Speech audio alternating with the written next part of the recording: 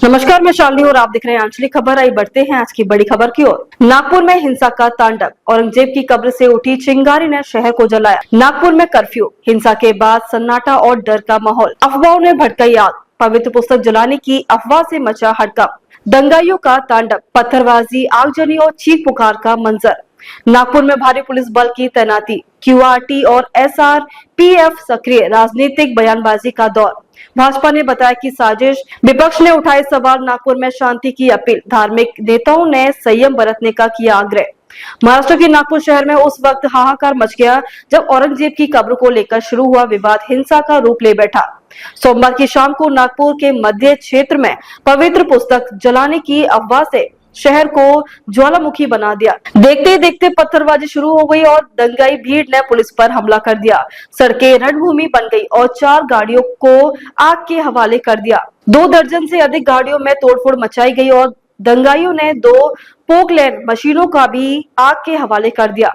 Curfew का ऐलान, शहर में सन्नाटा और डर का माहौल। तनावपूर्ण हालत को काबू करने के लिए पुलिस ने कई इलाकों में अनिश्चितकालीन कर्फ्यू लगा दिया है। कोतवाली, गणेशमेट तहसील, लकड़गंज, पंचवावली, शांतिनगर, शक्करदरा, नंदनवन, इमामबाड़ा, यशोधरा नगर और कपिल नगर जैसे संवेदनशील इलाकों में धारा 163 लागू कर दी गई है। प्रशासन की ओर से आदेश में कहा गया है कि कर्फ्यू के दौरान कोई भी व्यक्ति चिकित्सा कारणों को छोड़कर घर से बाहर नहीं निकल सकेगा। इलाकों में सन्नाटा पसरा हुआ है, मगर तनाव की लहरें अभी भी महसूस हो रही हैं। अफवाहों की आग में घी, कैसे शुरू हुई हिंसा। रविवार शाम को एक छोटे से विवाद ने विकराल रूप ले लिया। जानकारी के मुताबिक हमार इनपुई के महासचिव रिचर्ड हमार पर पीके मोंटेसरी परिसर के अंदर हमला हुआ। दावा किया जा रहा है कि रिचर्ड हमार की गाड़ी एक 2 पहिया वाहन से टकराते बचे। इसके बाद दोनों के बीच कहासुनी हुई और विवाद बढ़ते बढ़ते हिंसक झड़प में बदल गया। भीड़ ने देखते ही देखते हमला कर दिया और स्थिति को नियंत्रण से बाहर होते देख पुलिस ने लाठीचार्ज, पर हालत तब और बिगड़ गए जब पवित्र पुस्तक जलाने की अफवाह जंगल में आग की तरह फैल गई। दंगाई भीड़ और पुलिस ने स्थानीय निवासियों पर पत्थर बरसाने शुरू कर दिए। बड़े बड़े पत्थर हवा में उछाल रहे थे और हर तरफ अफरा तफरी का माहौल था। कुछ उपद्रवियों ने हथियार लेकर उत्पात मचाया। डीसीपी निकेतन कदम खुद दंगाइयों के हमले में घायल हो गए। अफवाह की आग में जलते नागपुर के कई पुलिसकर्मी भी घायल हो गए। पुलिस ने दंगाइयों को खदेड़ने के लिए आंसू गैस के गोले दागे और कई बार लाठीचार्ज किया, लेकिन भीड़ के आक्रोश के सामने पुलिस भी लाचार नजर आई।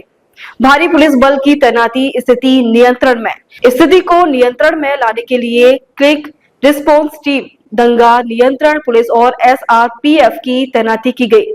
अतिरिक्त पुलिस बल को संवेदनशील क्षेत्रों में तैनात कर दिया गया है। दंगा प्रभावित इलाकों में फ्लैग मार्च निकाला गया और पुलिस गश्त बढ़ा दी गई। अब तक 2 दर्जन से अधिक उपद्रवियों को हिरासत में ले लिया गया है। स्थानीय विधायक का बयान, साजिश या दुर्घटना। नागपुर सेंट्रल के बीजेपी विधायक प्रवीण तड़के ने हिंसा को सुनियोजित साजिश बताया। उन्होंने कहा कि भीड़ का बड़ा हिस्सा बाहर से आया था और इस घटना की पहले से योजना बनाई गई थी। उन्होंने पुलिस प्रशासन पर सवाल उठाते हुए कहा कि पीआई संजय सिंह जैसे अधिकारी जनता की सुनवाई नहीं करते। विधायक ने पुलिस की निष्क्रियता पर नाराजगी जताई और कहा कि हिंदू नागरिकों को सुरक्षा देने के प्रशासन नाकाम रहा। उन्होंने मुख्यमंत्री से इस मामले में दखल देने की अपील की है और पुलिस के खिलाफ कड़ी कार्रवाई की मांग की है। मौके पर मिले हथियार, कौन है साजिश के पीछे।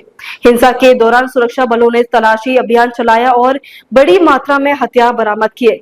उयोग जंगल के आसपास से पुलिस ने 5.56 mm INSAS rifle, 9 mm carbide machine gun, 303 modified sniper, 1 SSBL बंदूक, पिस्तौल और 4 हद गोले और कई कारतूस बरामद किए। हथियारों का इतनी बड़ी मात्रा में मिलना इस बात का संकेत है कि हिंसा अचानक नहीं हुई, बल्कि इसके पीछे किसी बड़ी साजिश का हाथ है। सांप्रदायिक सौहार्द बिगाड़ने की साजिश। प्रशासन का कहना है कि हिंसा फैलाने के पीछे कुछ कट्टरपंथी तत्व है जो नागपुर की शांति भंग करना चाहते थे। सोशल मीडिया पर अफवाहों को फैलाने वालों के खिलाफ कड़ी कार्रवाई के आदेश दिए गए हैं।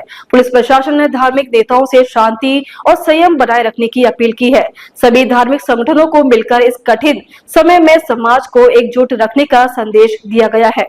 राजनीतिक दलों की प्रतिक्रिया, कौन किसके साथ। हिंसा के बाद राजनीतिक गलियारों में भी उथल पुथल मच गई है। एक और भाजपा ने इसे सुनियोजित साजिश करार दिया, वहीं विपक्ष ने सरकार की विफलता पर सवाल उठाए। कांग्रेस ने पुलिस प्रशासन की कार्यशैली पर सवाल उठाते हुए कहा कि दंगाइयों को रोकने में प्रशासन पूरी तरह से विफल रहा। राष्ट्रवादी कांग्रेस पार्टी ने भी राज्य सरकार की कानून व्यवस्था पर सवाल खड़े किए हैं। वहीं शिवसेना ने भी हिंसा की निंदा की और शांति बहाली की अपील की। धार्मिक नेताओं की अपील, शांति और संयम बनाए रखें।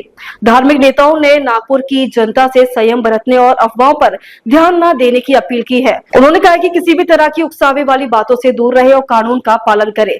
सभी धर्म गुरुओं ने एक स्वर में कहा है कि दंगाई तत्वों को पहचान कर प्रशासन को सूचना दे ताकि हालत सामान्य हो सके।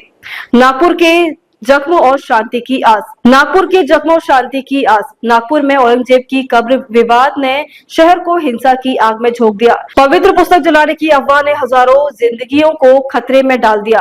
पुलिस की लाचारी और राजनीतिक बयानबाजी ने आग में घी डालने का काम किया। अब जब हिंसा पर काबू पा लिया गया है तो सवाल उठता है कि आखिर किसकी साजिश थी ये?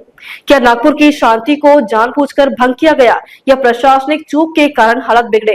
नागपुर की जमीनी हकीकत पर सवाल उठे हैं और प्रशासन के सामने सबसे बड़ी चुनौती है शांति और विश्वास की पुनः स्थापना। इस त्रासदी ने एक बार फिर याद दिला दिया कि अफवाहें कितनी घातक हो सकती हैं और उनसे निपटने के लिए कितनी सतर्कता और समझदारी की जरूरत है। अब तक के लिए बस इतना ही, फिर होगी आपसे मुलाकात। तब तक के लिए नमस्कार और देखते रहिए आंचलिक खबरें।